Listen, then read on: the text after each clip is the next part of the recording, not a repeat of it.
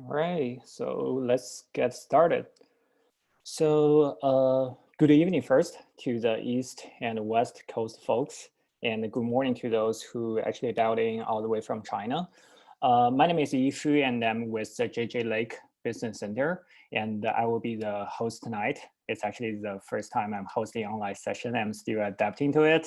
So, well, here's the agenda. So I will go through a quick intro of the program, this Meet Your Next Investor Online program. And then I'm gonna share some information about JJ Lake, what we're doing. And then we will move forward to Jim. He's the president of MIT CEO. He will be sharing a little bit more about his organization. And then we'll move to Alex with Oriza Ventures. And then afterwards, after Alex's session, it's gonna be a QA. So this program, Meet Your Next Investor Online, is us co-hosting with MIT CEO. So the goal is to make a platform that is able to connect people around the world to join us to get to know our investor network. So previously, we had a lot of offline events at our venue in Silicon Valley, Mountain View, at our co-working space. But we will have to cut off all the offline activities because of the coronavirus. By the way, US is now leading in terms of the confirmed cases. So this afternoon I checked, it's 83,000. So it's a very severe situation. And then we figured, since anyway, we will have to move the offline events online, so why not make good use of it? So why not bring East Coast and the China entrepreneurs to join us together? So in that case, this platform will not only be a temporary substitute solution during the virus, but instead we can build a cross-region platform that can benefit a lot of people. So thanks MIT CEO for co-hosting with us. In the future, we will be lucky enough to have the chance to hear speakers from the East Coast. And as for event frequency, we're thinking of once a week or so. So next episode, well, this one we have Alex with Oriza Ventures, and next episode we will have GSR Ventures. And however, the date and topic is still upon confirmation, but I think it should be next Thursday or Friday. Please stay tuned to our newsletter and social media channels for more updates. And also, I would like to take this opportunity to thank our partners as well. Tsinghua Nelson California Alumni Association, HISTA, Huayuan Science and Technology Association, and Sand Lake Funtown. So thank you all for helping us to promote this event.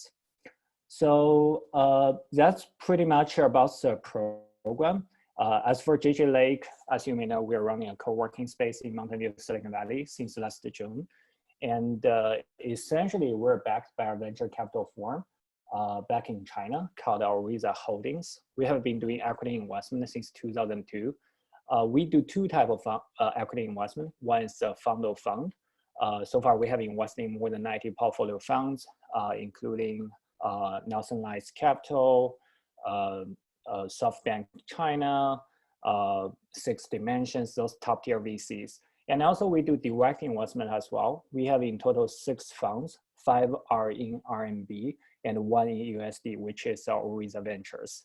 So it's also our great honor to have Alex, the founding partner of Oriza Ventures, to join us today. And as for JJ Lake, it's more of a strategic purpose of the corporate to cultivate the community here in Silicon Valley to help the startup grow.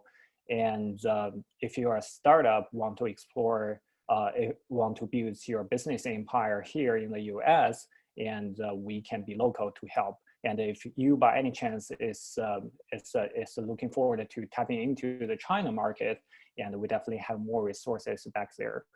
So, and we provide service to both investors and entrepreneurs on top of the co-working space.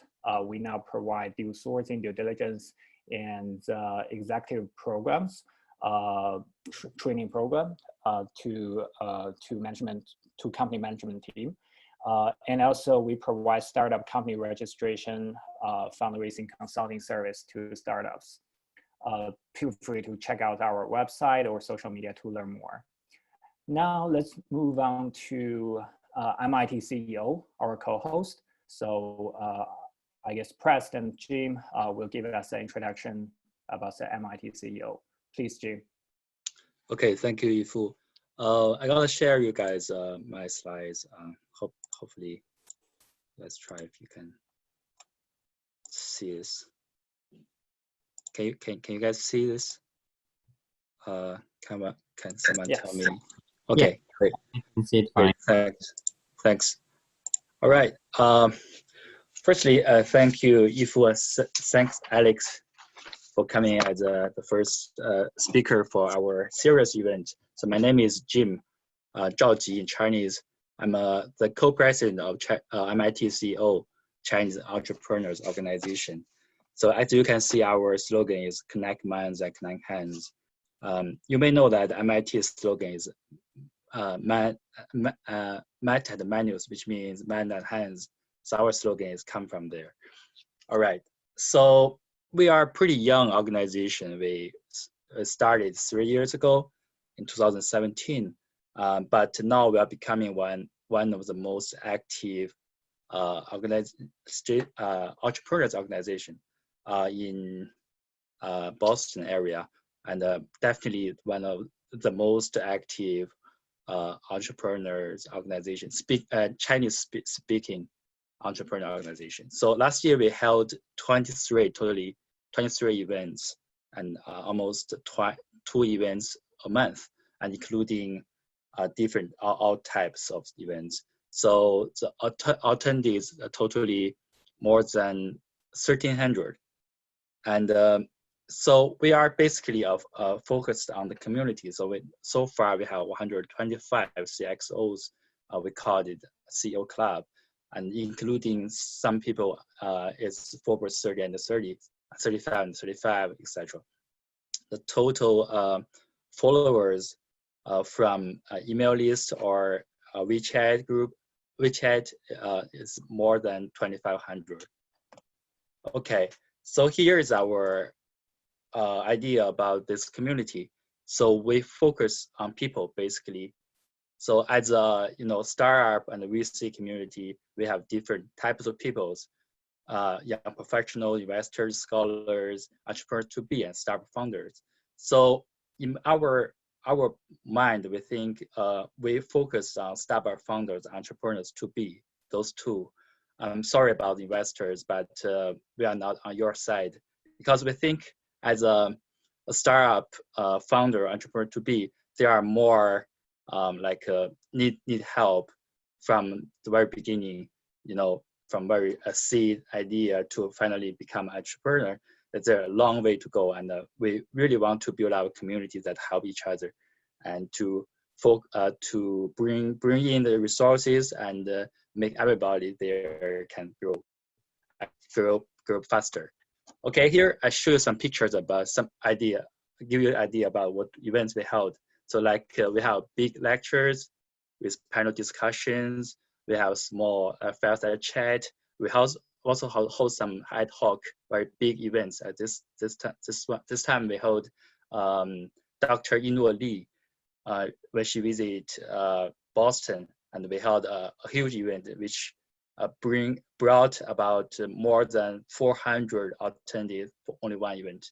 We also have some small events, like we call it a saloon, which is more like informal but more deeply discuss some specific topic. And we also hold one huge conference. We call it MTIIs. It's actually 2 years ago, because we think as a community builder, we don't really want to hold huge events. Instead, we want to make series of events and help the entrepreneur to grow step by step.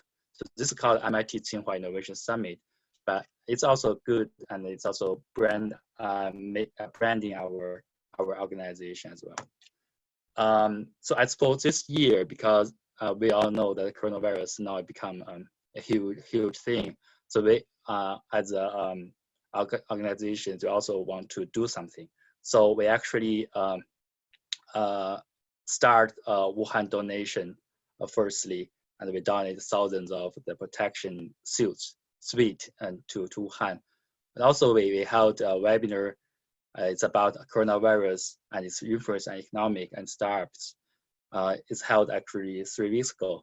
And this time we are very happy to work with JJ Lake and to cooperate, to co-organize this series event. I hope that this event can bring East Coast and West Coast together and bring in the resources and make everyone in the startup community gain something and help people that suffer from this coronavirus can, take this advantage. It's not really a time you suffer, but also it's a time for you to grow, to think and to grow, to be prepared to the next booming time.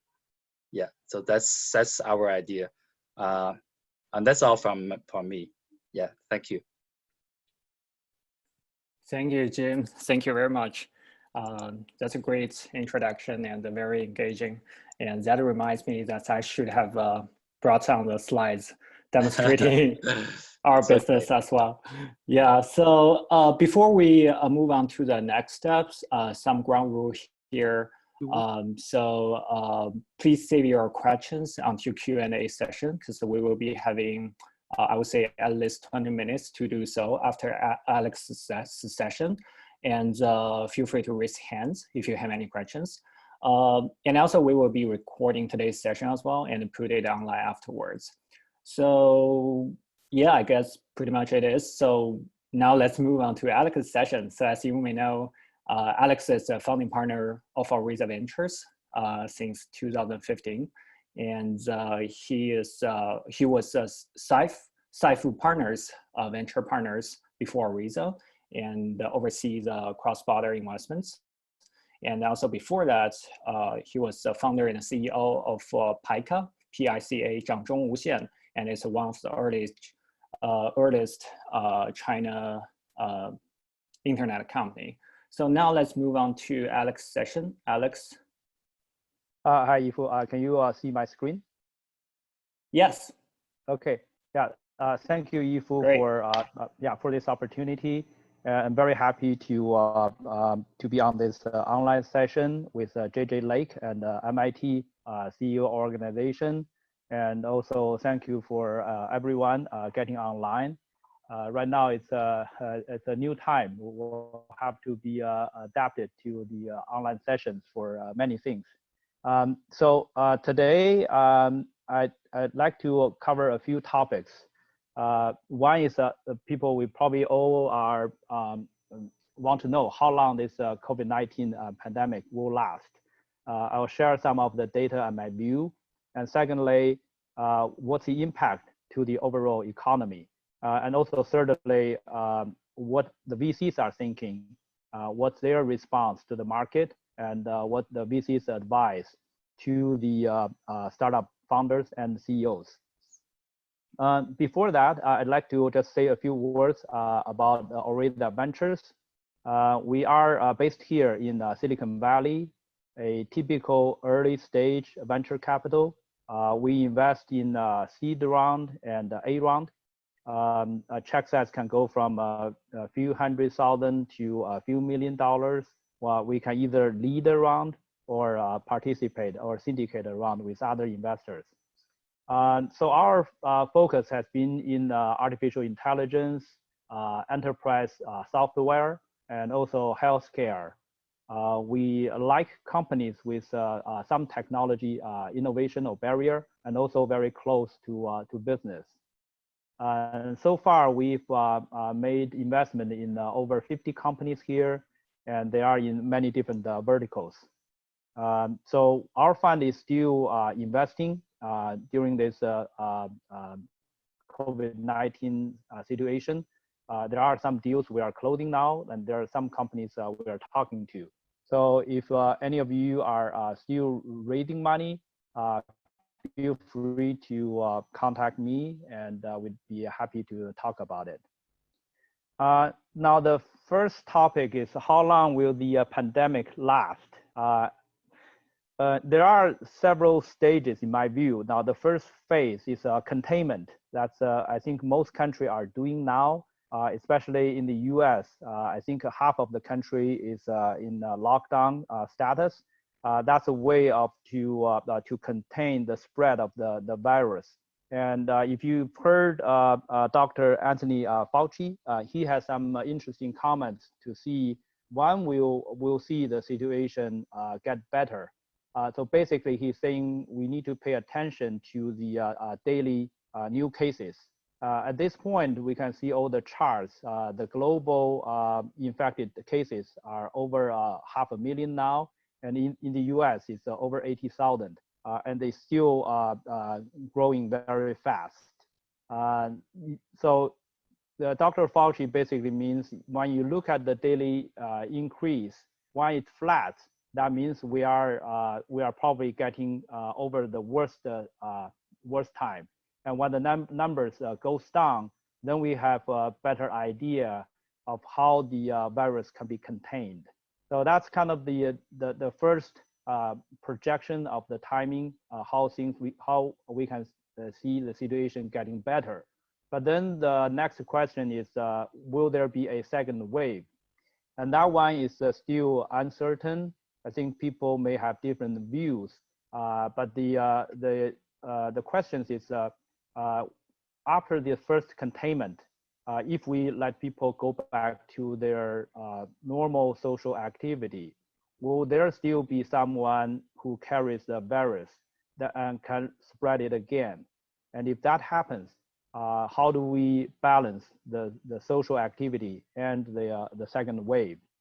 It's quite possible because we cannot lock down the entire country, and some people may be coming from an area where it's not locked down, but that person carries the virus, or it could be from a different country when the borders are open. And also there's a question about the recovered cases. We don't know yet if the recovered case, the virus is entirely killed, or there's still some virus in the carrier, and it can, under some circumstances, it'll probably reactivate and start spread again. So it's something we can probably pay attention to the situation in China. They are starting to basically reopen all the works, and let's see if there'll be any second wave. So we can be kind of cautious on that one. And secondly, it's a treatment. We have all heard there are a few promising drugs that have shown initial effect, very good effect. And also in a clinical trial, the FDA is going through some fast tracks in approving these drugs. But the earliest time is probably still in summer when there may be some drugs being approved by FDA. Once there are the drugs available, I think the situation will get a lot better because most people won't be in such a kind of terror mode. Now people are afraid to get infected, and there's no cure. The third phase is really the vaccine. Most scientists are saying the vaccine is probably the long-last protection in this situation.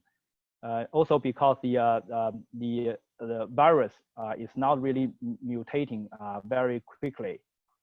But although there are some vaccines starting the clinical trial now, we're still looking at 12 to 18 months before it'll be available.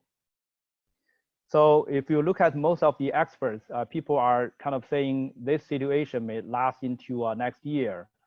And the COVID-19 may coexist with us for many years.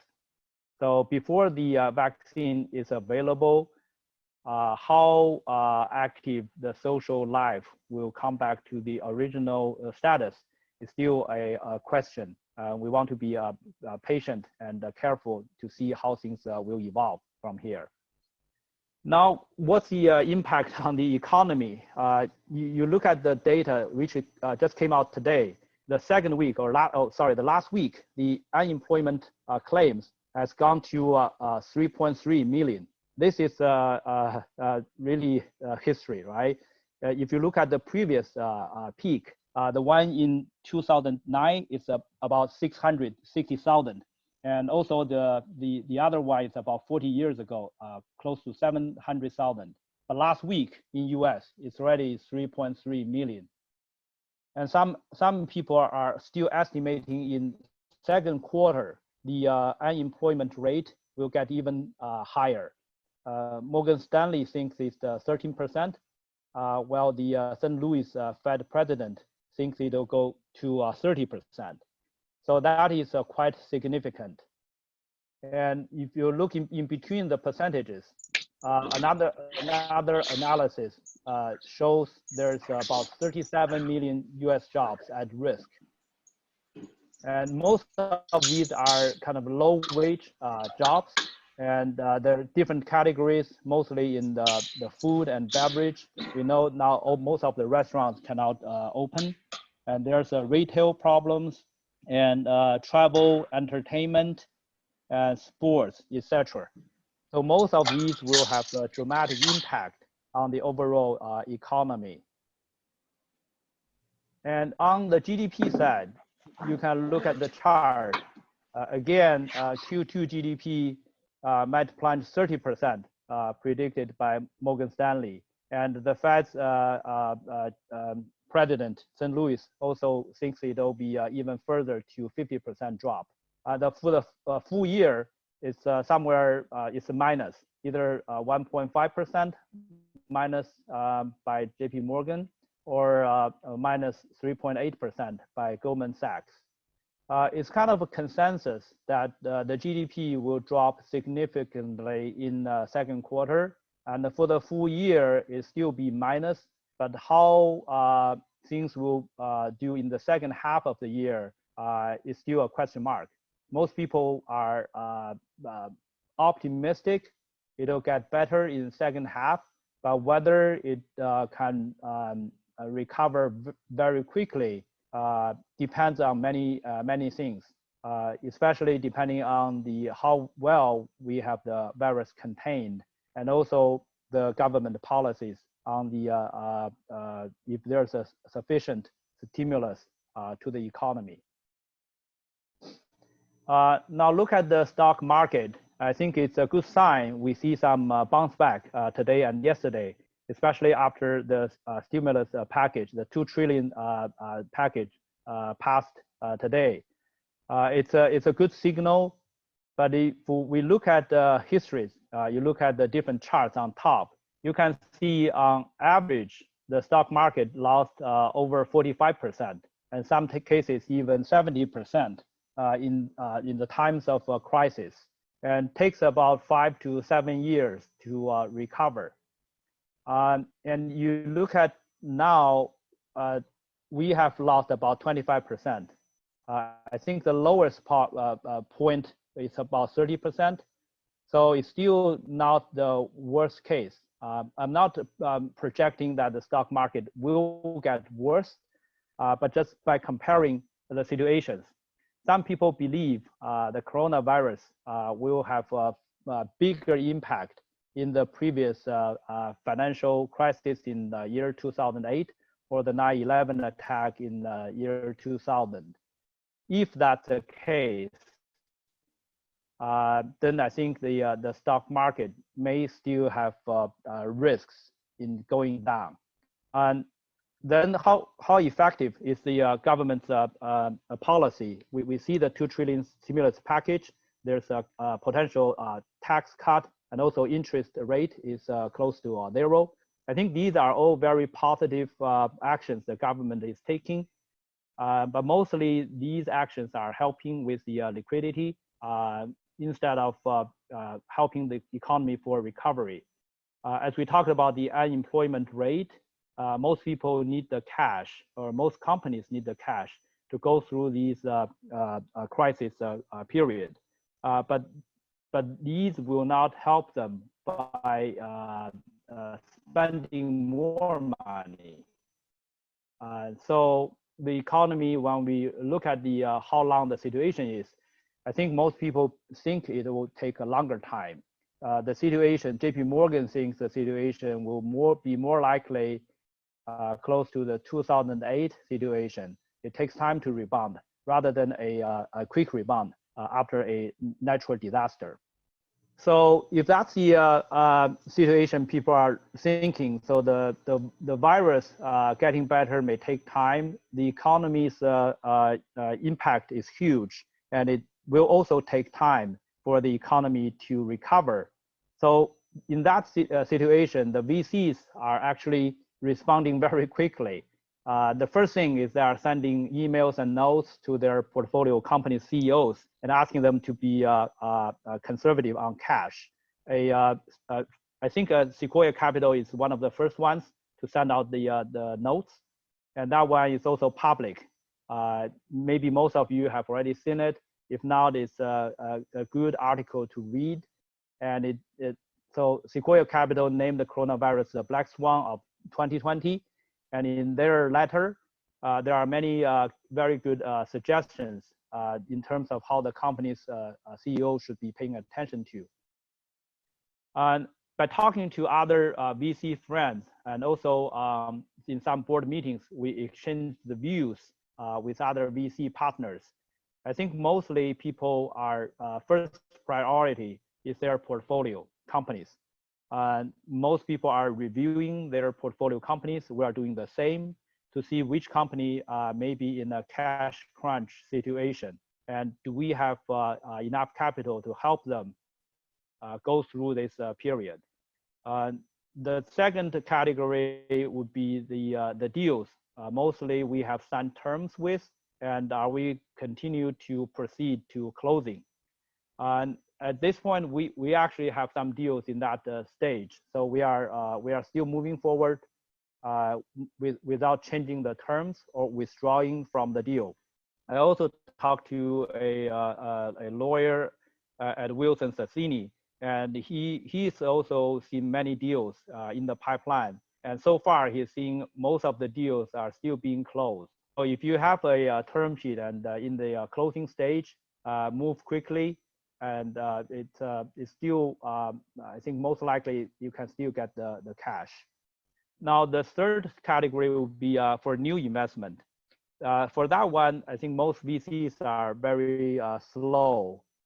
And the mentality is to still to look at companies, talk to the founders, but kind of in a wait and see mode, rather than actively investing. There are a few considerations. Most VCs will still consider these in their regular investment, but in this particular situation, a few items are becoming more important. Now, the VCs, when they making new investment, they'll especially be paying attention to the cash flow of the company. So after this investment, will the company become cash flow positive? Can the company become a self-sustainable business after this investment? If that's the case, then there's a higher probability for the VCs to make the investment. The second consideration is on the next round. Although some companies may need to take some time before they see the cash flow positive, but for the product they build or the business they build, before the cash run out, how easy or difficult will the company be raising the next round? And that is also critical. And thirdly, again, on valuation, we've seen some valuation drop in the past few weeks. We have a couple portfolio companies. They are talking to investors. They actually, before the year, they were aiming for, I think, high or reasonable valuations. But now the response from what I can see is there's a significant drop, somewhere between 30% to even 50%. I'm not saying it all applies to all the companies, but in general, the market, the VCs are very conservative for new investment. The other challenge would be on the team side. For VCs, they really need to know the team. And in early stage, especially it's based on the founders. But now, because we cannot go out, cannot meet in person, if we just meet people online and talking online, it may make it more challenging for VCs to make investment decisions. So these are some of the considerations and responses from the VC side. And for startups, I think it's very challenging too. As most of you know, we are working from home, and how can you still manage the team and the culture and get people excited in doing all the works? That's quite challenging. And also the customers are also slowing down. They may be working from home as well, and you cannot really visit your customer to close the deals. So on the sales side, it probably will slow down a lot. And for some companies, there may be also supply chain issues, and that will be hard, especially if the supply chain is in a different country. The second challenge, again, is fundraising. As mentioned earlier, fundraising will be very difficult. If some companies are looking for new investment, I think it focus on getting a lead, work with a lead. That's very important. If you get a lead investor, it's a lot easier that you can get some follow-on investment. The lead investor can also help you with the syndicate investors. And also be very flexible on valuation, as long as it's reasonable in this market situation. I think don't worry too much on the valuation. If you can get cash, get cash. Cash is most important for you to grow the company. And if you cannot raise a new round, if the company, for example, is still in a stage where you need further development before going to the next round, then really work with your existing investors and try to get a bridge. Most existing investors, as I mentioned earlier, they are also trying to help the portfolio companies. So if you have a careful cash plan and have trust with your existing investors, most likely you can get their support for some cash to go through this period before you go out for a new round of fundraising. And the other opportunities are the venture debt. Some companies, if you have some existing business or some assets, or if you have some cash, but the working capital is not enough, you can work with some of the venture debt companies or some of the banks. That's another way to get you more cash to go through this difficult time. And for other companies, if you have customers and revenue, but because of the payment cycle is long and you don't have enough cash, then you can go try some AR financing. One of our companies actually recently made an AR financing and up to $20 million. And that's a good way for them to get cash in this difficult time. One more thing you can try is really to get the government loan. Since the stimulus package, there's a significant amount of money. I think it's some $300 billion for the business. And that's a good thing for you to go to. And very, I think it's no interest loans from the government. And that can help you with the cash situation. And the next item is really to try to get more cash through operations rather than external cash financing. So for internally, I think most companies will need to review the top line forecast. Most likely you will have to revise it. The revenue will be slow and reduced in most cases.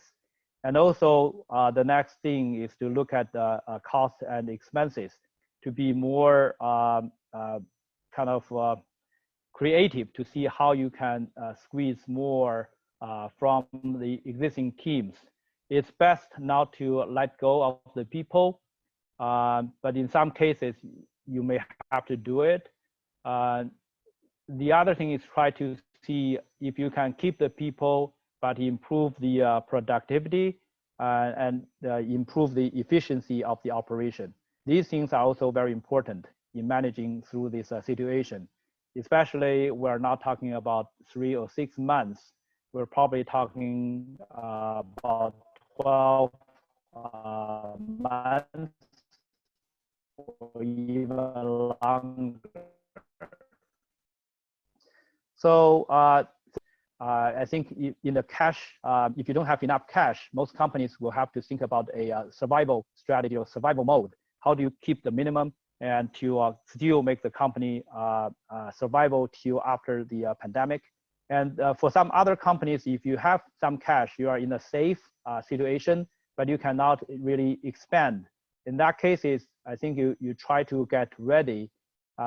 If for some people you want to do more product development, for some company you want to get more engaged with customers, and just to get ready after the pandemic is over, and then you are in a position to grow very quickly. So in which case you don't want to shut down all the activities. You still want to spend some money, but really manage or planning the pace of the money spending by building some of the core capabilities while still maintain some cash in the worst case scenarios.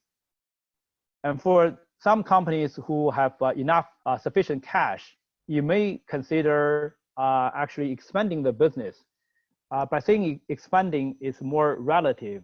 It's not really just spending the cash as you used to, but it's more in comparison to your competitors. Most of your competitors, if they don't have sufficient cash, they may be in the survival mode or trying to get things ready, but you can probably do more with the cash. Sometimes it's easier to hire talent from the market now, and sometimes it's easier to talk to the customer to get the customer while your competitors are not there.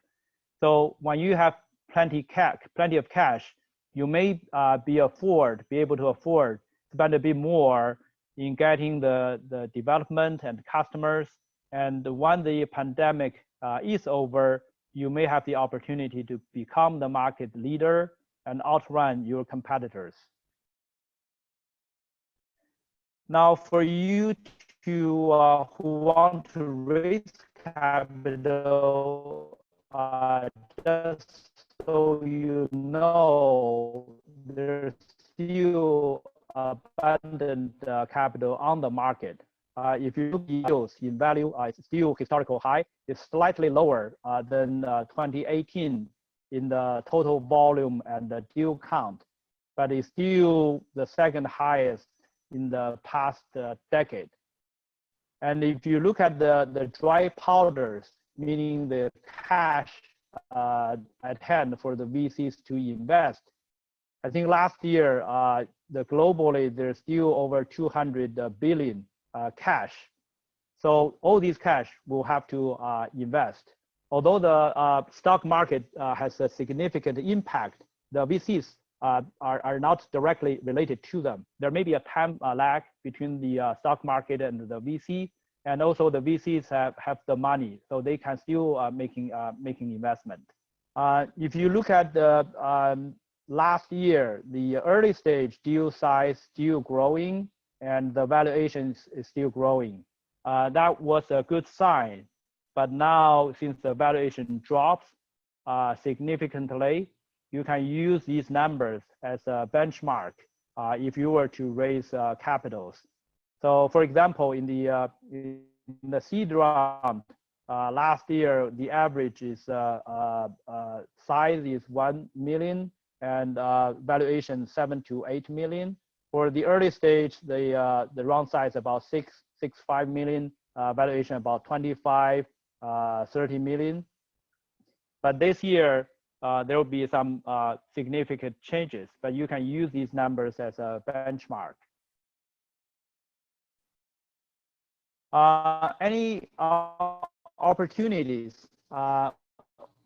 I think there are some interesting things happening in COVID-19 directly related spaces. We see the testing, the drugs, the vaccine, and medical supplies. Most of these may be related to big companies and in short term. But some areas we see startups, especially in the vaccine and testing space. Some new companies are popping up. And some new trends, maybe not only short term, but also long term. We see digital health, telemedicine is growing fast because a lot of the hospitals and healthcare facilities, insurance companies are now moving online. They rely a lot and they start having a lot more usage of the services in this space. We see more adaptation of the AI and automation in both software and robotics that can maybe reduce some of the involvement of human being. And we see in some hospitals, there's robots being deployed to help with patients. And also on the enterprise application, the remote tools, collaboration tools. One example is Zoom. We are all using Zoom now, and most companies working from home, they are using Zoom. But there are other collaboration tools in the enterprise space. Those are, I think there'll be more companies and services moving up on that in that sector. Online education also very interesting. All the schools are closed. Teachers have to try to work out ways to talk to the students online. Today it's very simple, people using Zoom for conferencing, but it's still not enough for the teachers and students. And also sometimes it's not in the school environment. There may be other training or education spaces, how people can use better tools other than conferencing, but maybe documents or other engagement tools to help on that. And also there's huge online services to consumers. Most people are staying at home now. We see the online ordering, e-commerce. There's a food delivery and also entertainment, streaming services, social media, etc. All these are kind of starting to pick up on usage. And all these, sometimes the people's behavior will change in this environment. I think there's an article on the magazine, political magazine. They interviewed about over 30 big thinkers. They are thinking about how the coronavirus will change the world we live in permanently. If you are interested, you can probably take a look at the interesting article. And I think the last thing is also supply chain. As we all know, it used to be the world is flat, where a lot of the manufacturers are in other countries. And now people may realize in the situation of crisis, you may need some manufacturing close by. So after this pandemic, we'll see some opportunities in building some supply chain here in the US. So as a summary, I think for startup, it's important to manage cash for the 12 months to 18 months runway. It's best if you can use the cash to build a cash flow positive and self-sustainable business. And if not, then it's always important to try to improve the internal operational efficiency and productivity. If you need to raise more capital, the best way is to work with existing investors and also be flexible on valuation. And also, many big companies, good companies, they went through a crisis. It's probably a good time to beef up your product, your team.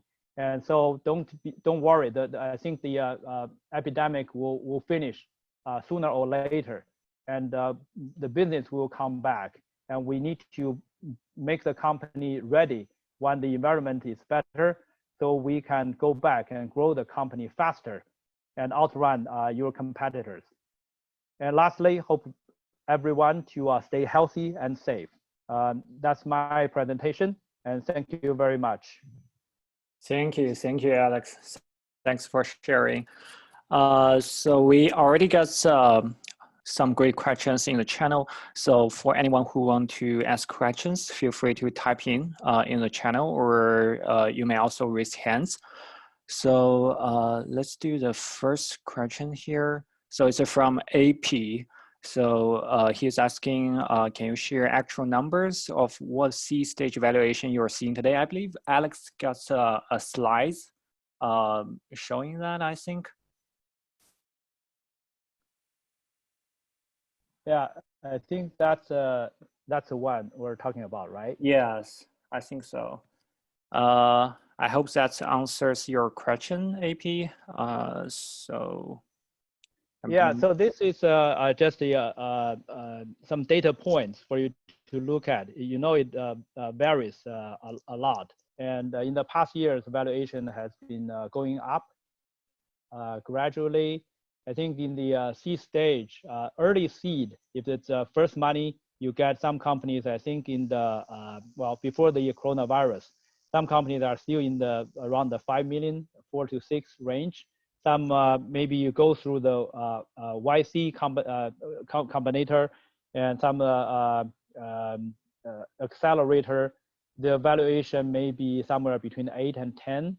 Occasionally, some good company, if you are chased by investors, the valuation may be even higher, somewhere between 10 and 12. So it varies. It depends on the team, on the stage, but this is just a general range for you to look at in terms of the early seed range, seed investment, the valuation. All right, so we will move on to the next question. So it's from Vishnu.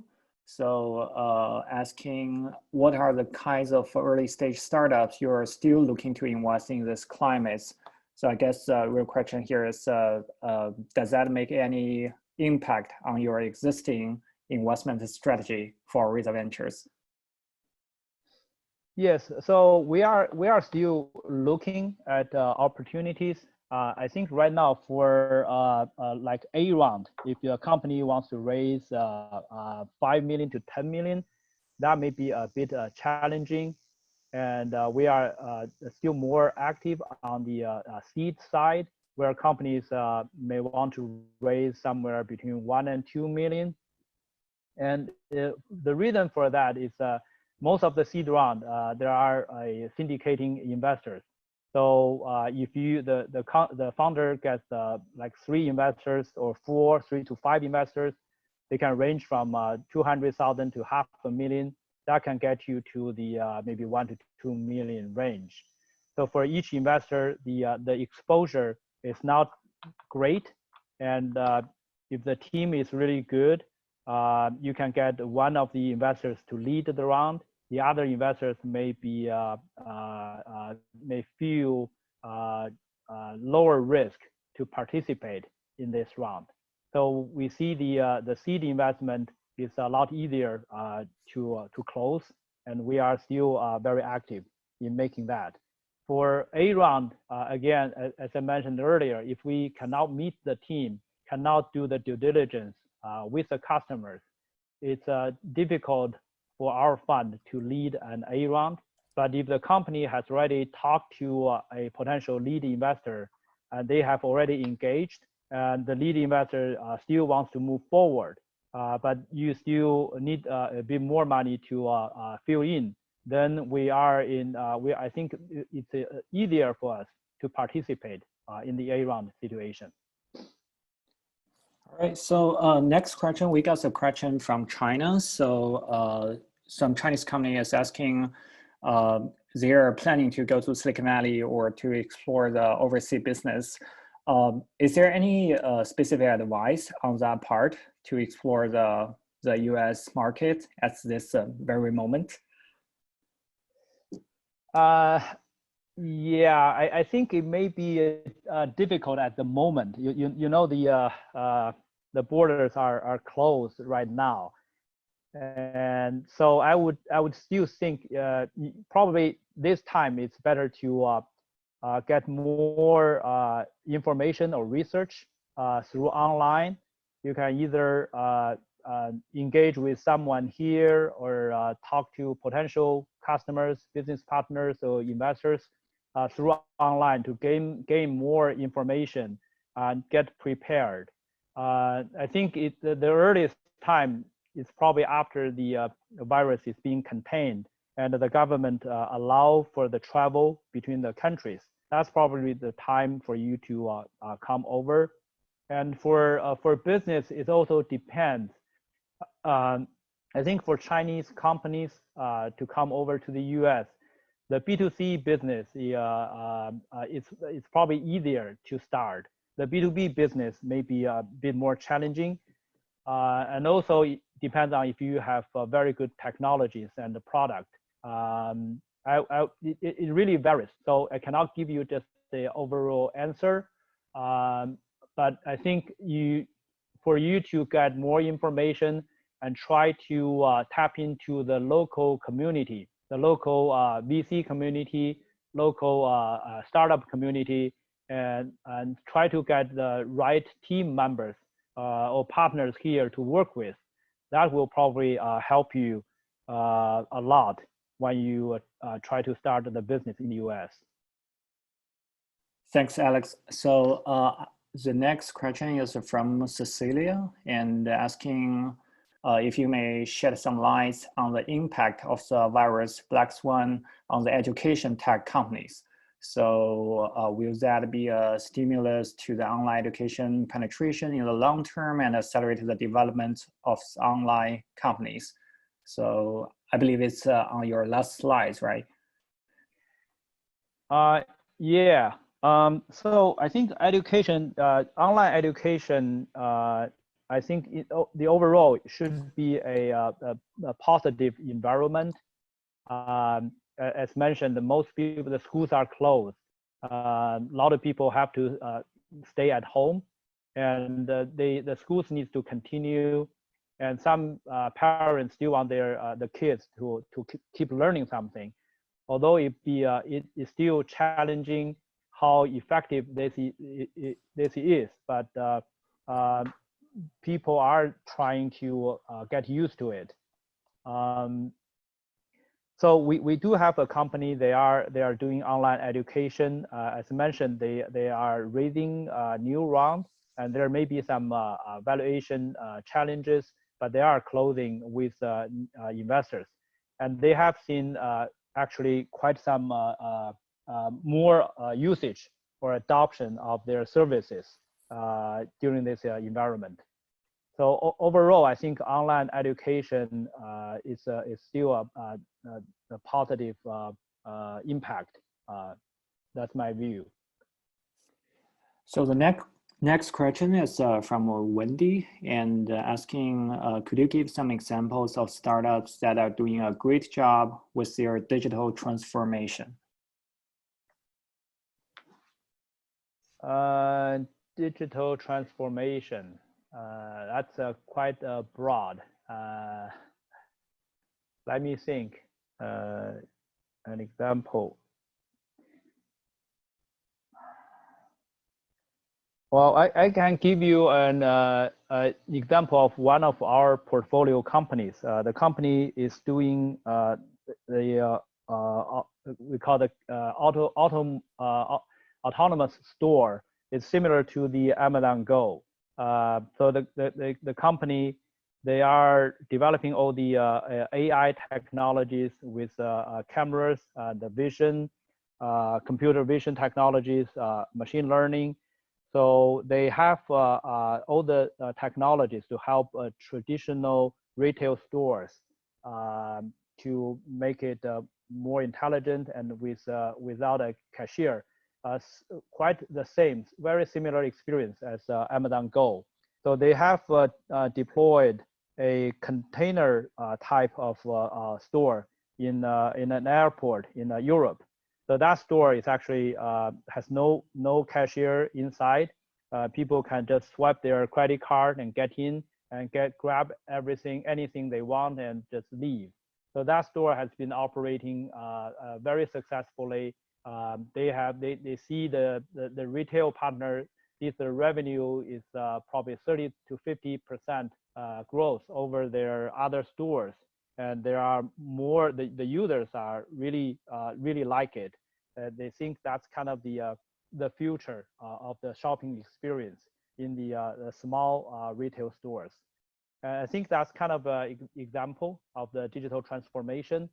And in this, well, I think now the countries are shutting down, but if it's not shutting down, this type of environment is probably easier for people to go through in if we want to keep the social distance. So the digital stores may be even better. So the next question is from Vishnu again, and along with some other founders asking what's the best way to get in touch with you to follow up? Yeah, so I can send out my emails here. How do I do that? Let me see. Or Yifu, do you have a way to maybe to let my email? Yeah, I can type down afterwards. Yeah, type down your email in the group. Or I can put in the chat, right? If I as long as it's to everyone and so that everyone can receive it. So okay, I don't know if I can do to everyone. Why don't you do it? You are the you are the host. Yeah. Let me just send emails to me. Yeah. Okay. Let's move on to the next question. So from Jack Xu, are there any industries or business models that investors are more interested in as a result of the current climate? I think we have covered that in the slides already, right? So how can we reach out to pitch to your fund? Yeah, if you want, I can, let me see. I can share screen on that slide again. Hopefully, can you see it? Yeah.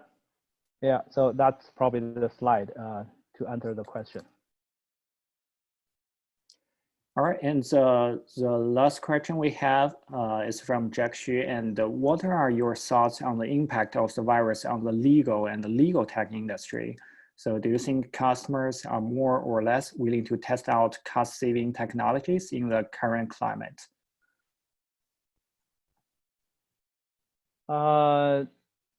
Legal is also very broad.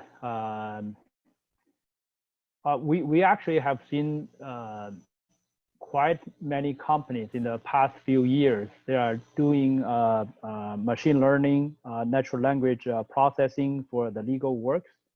I think we haven't seen a kind of a winner. There are many. It's still fragmented. There are many companies in this space to improve the efficiency for the lawyers. So most of these companies have some customers and revenue, but no one is big enough. But I do believe, we do believe in this space, there will be, there's a really good demand in this space. But again, the legal work, there are many different applications. There are on the venture side, the lawyers helping the startups and the VCs. There's a litigation lawyers. There's patent lawyers. There are all different kind of legal frameworks. Yeah, but I think in general, we've seen quite some companies doing well. We are also still interested in this space. But so far, it's not easy to see a company that can scale fast enough and become a big player in this space. All right, I guess that's the last questions that we have. So it's a great timing. So it's a 6. So thanks, Alex. Thanks again for your time and for sharing. It's a great session. And also for the participants, thanks for joining the session today. And next episode, we will be having our online seminar with GSR Ventures. So it's either going to be next Thursday or Friday. We're still locking down the time. So feel free to stay tuned to our social media or MailChimp to get updates. So thanks everyone. Thanks again for the audience from the East, West Coast, and also all the way from China. Thanks for joining us. Have a great night. Thank you guys. See you next time.